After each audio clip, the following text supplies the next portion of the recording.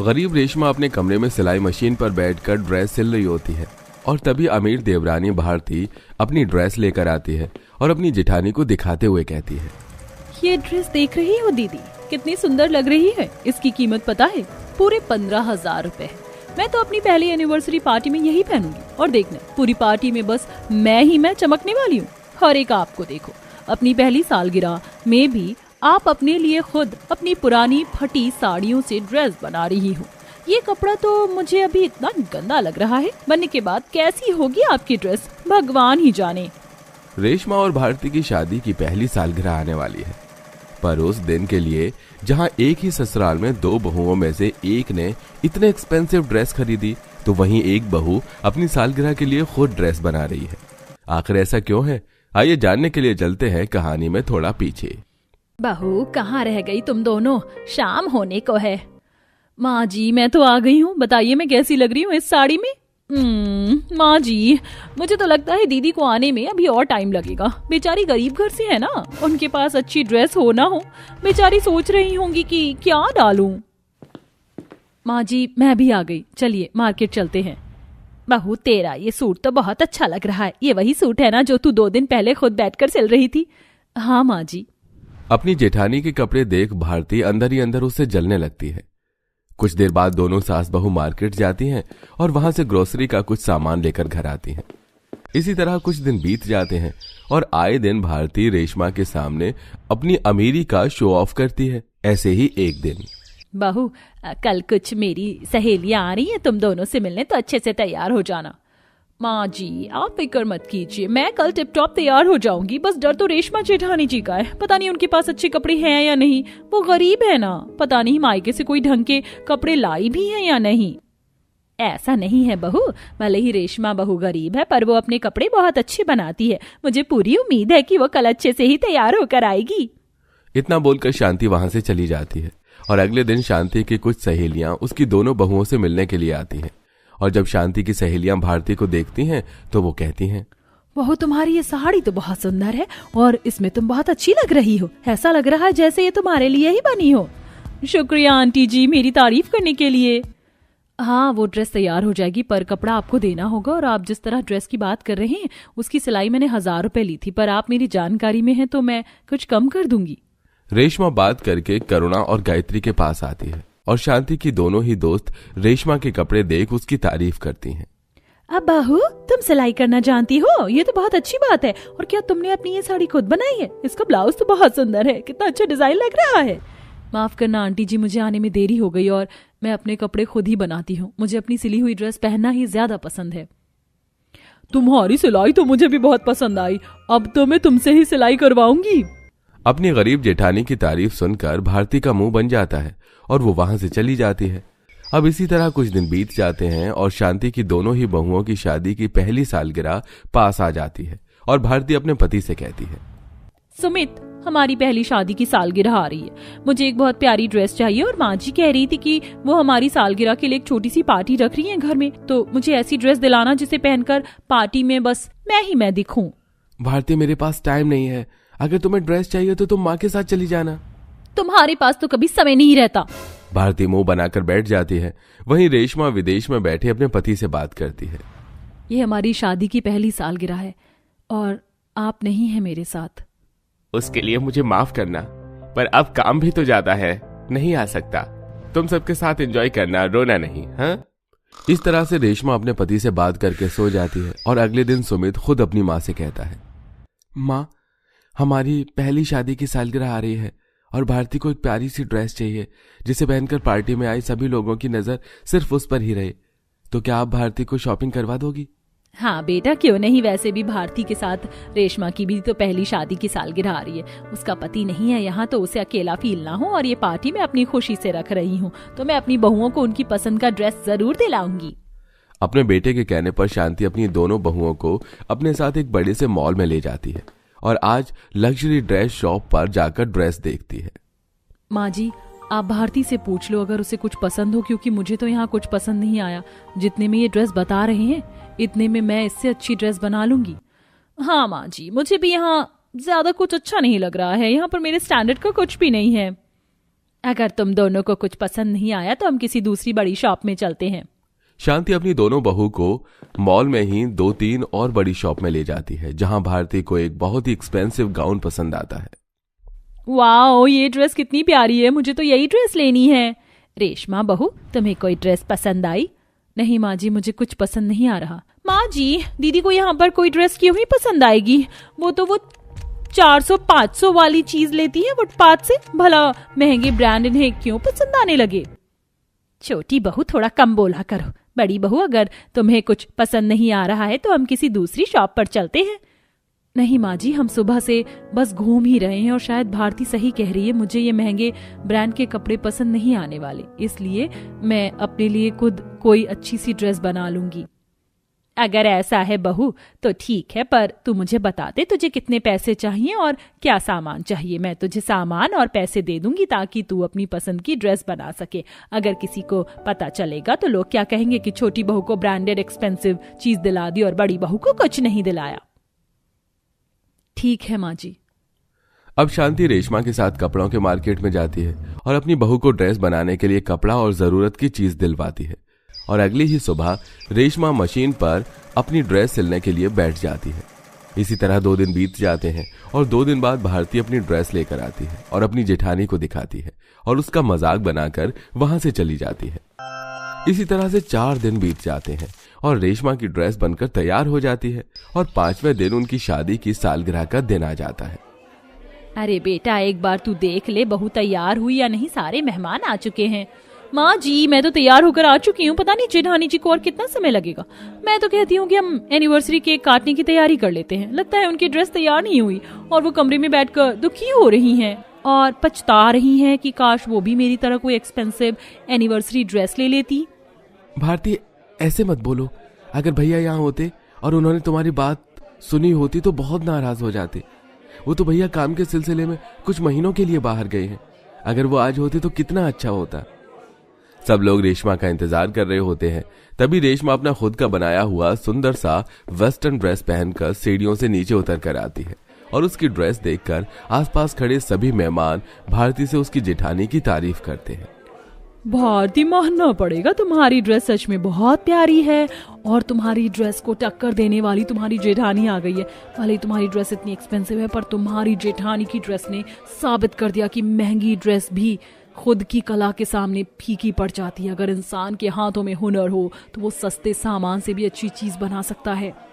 अरे वो तो है, जब तक बड़ी बहू को नहीं देखा था तब तक तो छोटी बहू ही छाई थी, पर बड़ी बहू के आने से छोटी बहू की ड्रेस फीकी पड़ गई। मेरी भाभी है ही इतनी टैलेंटेड, वो कुछ भी कर सकती हैं।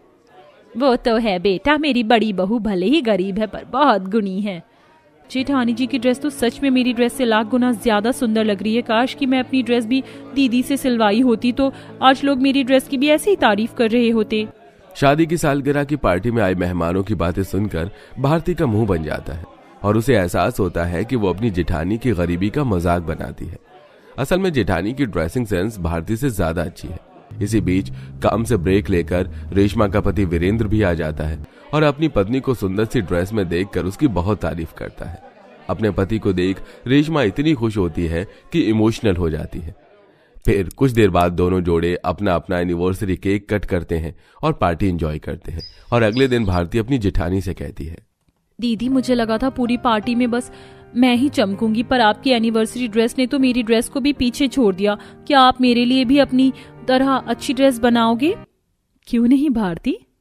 उस दिन के बाद फिर कभी भारती अपनी गरीब जेठानी का मजाक नहीं बनाती और दोनों देवरानी जेठानी एक साथ मिलकर रहती हैं। हे विधाता, कहाँ सोया हुआ है तू? अरे हमारे गांव पर तरस खा। हम सब गरीब लोगों का गांव इस ठंड की बाढ़ की चपेट में आ गया है। पता नहीं हमारे हंसते खेलते गांव को किसकी बुरी नजर लग गई है जो हमारे गांव में ठंड की बाढ़ कहरान पड़ी है। हे भगवान, हमारी रक्षा करो। माँ, मुझको बहुत जोरों की ठंड लग रही है, मुझे बचा लो माँ, मुझे बचा लो, मुझको कहीं से लाकर कंबल उड़ा दो माँ। किससे जाकर मांग कर लाऊं कंबल मेरे बच्चे? लगता है ये ठंड की बाढ़ हम गरीब गांव वालों की जान लेकर जाएगी। अचानक आसमान से भागलपुर के गरीब परिवारों पर बर्फ का बवंडर गिरने लगता है और देखते देखते ठंड से ठिठुर रहे बच्चे और बूढ़े लोग मौत की चपेट में आने लगे, जिसे देखकर गांव के बचे हुए जिंदा लोगों में हाहाकार मच जाता है। मदन, जिसकी बेटी भी ठंड से मर जाती है, वह अपनी छाती पीट कर रोने लगता है। रानी बेटी उठ, आंखें खोल मेरी बच्ची। सरला ये क्या हो गया? हमारी रानी नहीं रही, हमारी ही करनी हमारे आगे आ रही है। हमारे ही पापों के कारण हम ये भुगतान भुगत रहे हैं। इस हालातों के जिम्मेदार हम सभी लोग ही हैं। हमें अपने पाप का पश्चाताप करना होगा, वरना हमारा गांव नहीं बचेगा। हम सब लोग इस ठंड की बाढ़ में ठिठुर कर मर जाएंगे। आखिरकार भागलपुर के गांव वालों ने गुजरी हुई पिछली जिंदगी में ऐसा क्या किया है जो भागलपुर गांव पर भयंकर ठंड की बाढ़ पड़ रही है और लोग ठंड से मर रहे हैं? तो चलिए देखते हैं। भागलपुर एक सुखद और समृद्ध गांव, जहां खुशियों की किलकारियां गूंजती थीं। गांव के ज्यादातर लोग किसानी का काम करते हैं, खास करके कपास की। तो आधे लोग ठंड के मौसम में रुई की रजाई बनाकर बेचते थे, जिससे वो लोग 2 वक्त की रोटी भरपूर से परिवार के साथ खा रहे थे। हर परिवार में खुशी थी। पुष्पा, ओ पुष्पा, और कितनी देर लगेगी खाना तैयार होने में? तुमको पता है ना, जाड़े के मौसम में मुझको जरा ज्यादा ही भूख लगती है, तो तुम खाना जल्दी बना लिया करो। जी बस बन गया, 2 मिनट में परोस रही हूँ। ये लो, आज मैंने गर्मा गर्म आलू की कचौड़ी और मीठे में गाजर का हलवा बनाया है। अरे वाह मेरी धर्मपत्नी, क्या बात है। मैं तुमको बोलने ही वाला था कि आज मीठे में गाजर का हलवा बना लेना, खाने का बड़ा मन कर रहा है, और तुमने बना भी दिया। अरे वही पत्नी हो तो तुम्हारे जैसी। जी बस कीजिए, अब ज्यादा मक्खन मत लगाइए, खाना खाइए वरना खाना ठंडा हो जाएगा। चेतन जैसे ही खाना शुरू करता है, तभी ठंड में कांपता हुआ एक कुत्ता उसके दरवाजे के बाहर आकर पूंछ हिलाते हुए कांव कांव करने लगता है। दोनों मियां बीवी कुत्ते को देखकर बड़बड़ाने लगते हैं। ये कुत्ते के बच्चे भी ना चले आते हैं दुम हिलाते हुए। अजी तुम खाओ, मैं इस कुत्ते को भगाती हूँ। चल हट हट भाग। ठंड में ठिठुरता हुआ कुत्ता दरवाजे से नहीं जाता तो पुष्पा निर्दयी दिल से उसे एक छड़ी से मार मार कर भगाने लगती है। कुत्ता कांय कांय करने लगता है। तभी चिंटू कुत्ते को रोता देखकर रोने लग जाता है और उससे लिपट कर बोलता है, मम्मी मम्मी मम्मी, शेरू को मत मारो, मेरे शेरू को मत मारो। देखो वो भूखा है, उसे रोटी दे दो, वो रो रहा है। चिंटू तू इस खुजली वाले कुत्ते से दूर रह, ये बीमार है। पुष्पा दरवाजा बंद कर देती है। जैसे जैसे रात होती है, कड़ाके की ठंड बढ़ती जा रही थी और कुत्ता गांव के जिस किसी के भी दरवाजे पर जाता, कोई डंडा मारता तो कोई उसको दुत्कार कर भगा देता है। बेचारा कुत्ता रात भर ठंड की बर्फबारी में कांपते कांपते मर जाता है। अगली सुबह जब कमला अपना दरवाजा खोलती है तो कुत्ते को अपने दरवाजे के आगे मरा हुआ पाकर कुड़कुड़ाने लगती है। ये भगवान, राम राम राम राम, इस कमबख्त कुत्ते के पिल्ले को मेरे घर के आगे ही मरना था। ओ जी सुनते हो? अरे क्या हुआ भाग्यवान, अच्छी खासी नरम नरम रजाई के अंदर में सो रहा था, जगा दिया। अरे देखो हमारे घर के आगे कुत्ता मर गया है, इसको जाकर मिट्टी में दफना दो। सुरेंद्र उस कुत्ते को मिट्टी में डाल देता है। भागलपुर गांव में सब लोग ऐसे ही थे। भगवान ने उन्हें अच्छे हालातों में रखा था, इसके बाद भी वह अपने दरवाजे पर आने वाले किसी भी जानवर या गरीब व्यक्ति को एक रोटी भी नहीं खिलाना चाहते थे और ना किसी गरीब व्यक्ति की मदद करते थे। तभी एक दिन एक जोगिया बाबा गांव के अंदर आते हैं और भजन गाते हुए द्वार द्वार जाते हैं। उनके शरीर पर कोई गर्म कपड़ा नहीं था, ठंडी हवाएं रोए सिहरा रही थी। तभी वहां सरला और मदन के दरवाजे पर आते हैं। अरे द्वार पालो, कन्हैया से कह दो, दर पे सुदामा गरीब आ गया है। भटकते भटकते न जाने कहां से तुम्हारे महल के करीब आ गया है। न सर पे है पगड़ी, न तन पर है जामा, बता दो कन्हैया से नाम है सुदामा। अरे द्वार पालो। ये कौन है हमारे घर के बाहर आकर शोर मचा रहा है? देख कर आती हूँ। सरला शक्ल बनाकर दरवाजे पर आती है। बेटी, बड़ी दूर से चलकर आया हूँ, बहुत भूखा हूँ, बाबा को 2 रोटी खिला दो और कोई कंबल या चादर हो तो मुझे दे दो, बड़ी ठंड पड़ रही है और मुझे और दूर जाना है। अरे बाबा, अब जैसे बाबा को मैं अच्छे से समझती हूँ, ठंड का मौसम हो या गर्मी, झोला उठाकर भिक्षा मांगने चले आते हो। हमारे पास क्या अनाज का भंडार भरा है, चलो चलो। अच्छा भला मैं आग तपते हुए मीठे मीठे मूंगफली खा रही थी। ठीक है बेटी, मैं चाहता हूँ, ईश्वर तुम्हारा भला करे। बाबा थोड़ा और आगे बढ़ते हैं, जहाँ सुरेंद्र और दिनेश रुई धुन कर रजाई बना रहे थे। अरे क्यों सुरेंद्र काका, इस बार तो हमारे कपास के खेतों में बहुत ही ज्यादा कपास की पैदावार हुई है। इस बार तो हम अपनी रजाई मोटे रेट पर ही बेचेंगे। आखिर ये ठंड का मौसम मुनाफा कमाने के लिए ही तो बना है। हाँ भाई दिनेश, वैसे इतनी मोटी मोटी रजाई तो महंगी रेट पर ही बिकेंगी। तभी बाबा भयंकर ठंड में कपकपाता हुआ वहां आकर बोलता है, अरे जरा सुनो भाई, क्या तुम मुझे एक रजाई दे सकते हो? ठंड के मारे मेरी हड्डियां भी सुन्न पड़ रही हैं। अरे ओ बाबा, हमने यहाँ दान पुण्य करने का काम नहीं शुरू कर रखा है। पैसा है तो रजाई लो, वरना आगे बढ़ो। इस तरह गांव में से कोई भी मदद नहीं करता। इसके बाद बाबा एक ईश्वर का रूप लेते हैं और गांव को श्राप देते हैं। तुम सारे के सारे गांव वाले पत्थर दिल के हो। तुम अपने सुख के लिए ईश्वर की दुहाई देते हो, लेकिन किसी भी गरीब जरूरतमंद की मदद नहीं करते। इसीलिए मैं श्राप देता हूँ, इस गांव में ठंड का सैलाब आ जाएगा। तुम लोगों के पास जो कुछ भी है तुमसे छीन लिया जाएगा और ये पूरा का पूरा गांव गरीब हो जाएगा। इतना बोलकर ईश्वर गायब हो जाते हैं। इसके बाद गांव में श्राप का असर शुरू हो जाता है। सबके घरों से अनाज के भंडार गायब हो जाते हैं। सबके शरीर से गर्म कपड़े फटे कपड़ों में बदल जाते हैं और गांव में आसमान से बर्फबारी की बारिश शुरू हो जाती है। सब लोग ठंड में कांपने लगते हैं। सभी के शरीर का खून जमने लगता है। हे भगवान, ऐसी ठंड तो आज से पहले कभी नहीं देखी। लगता है कोई भयंकर आपदा आने वाली है। सब लोग अपने अपने घरों में छिप जाओ, इस बार का जाड़ा जानलेवा है। सब लोग अपने घरों के अंदर आ जाते हैं। दिन रात गांव में ठंड की बाढ़ होती ही रहती है, इसलिए कोई भी काम पर नहीं जा पाता है। लोगों के घर में भूखमरी छा जाती है। बच्चे भूख से बिलखने लगते हैं और बुजुर्ग ठंड के मारे कांपने लगते हैं। माँ, मुझको बहुत जोर की भूख लगी है, ठंड भी लग रही है। हमारी मूंगफली वाली रजाई कहाँ है? मुझको उड़ा दो ना, मुझको खाना खिला दो माँ। सरला की आंखों से झरझर आंसू बहने लगते हैं। कहाँ से रजाई लाकर उड़ाऊं तुझे? मेरी बच्ची, हमारा सारा गांव गरीब हो गया है। अरे कमला, मैं नहीं बचूंगा। ये ठंड की बाढ़ मुझको ले भी देगी। ऐसी बात मत बोलो जी, मैं तुम्हारे बगैर कैसे रहूंगी।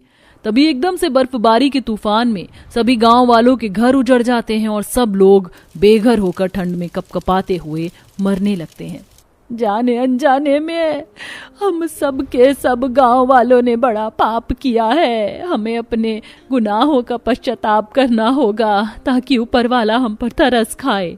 पूरा का पूरा गरीब गांव ईश्वर की गुहार लगाने लगते हैं। तभी वही बाबा गांव के अंदर प्रकट होते हैं। क्या हुआ? क्यों पुकारा? क्यों पुकारा तुम गांव वालों ने मुझको? हे ईश्वर, हम गांव वालों से बड़ी भूल हो गई है। हम अपने स्वभाव के लिए क्षमा चाहते हैं। अब हम कभी किसी को अपने दरवाजे से खाली नहीं लौटाएंगे। हम पर तरस खाइए, हमारे गांव के हालातों को बदल दीजिए, इस ठंड की बाढ़ को रोक दीजिए।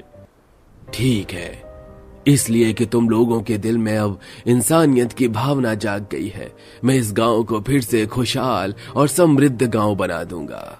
इतना बोलकर बाबा कुछ मंत्र पढ़ते हैं। तभी उनके हाथों से रोशनी निकलती है और गांव पहले की तरह सामान्य, सुंदर और समृद्ध हो जाता है। और अब गांव के लोग मददगार हो जाते हैं। वो अपने गांव में जानवरों के पानी पीने के लिए नदी तालाब बनवाते हैं और जानवरों को ठंड के मौसम में कंबल और चादर उड़ाते हैं। उनके लिए पुआल का घर भी बनवाते हैं और अपने दरवाजे पर आने वाले जरूरतमंद को दान भी करते हैं।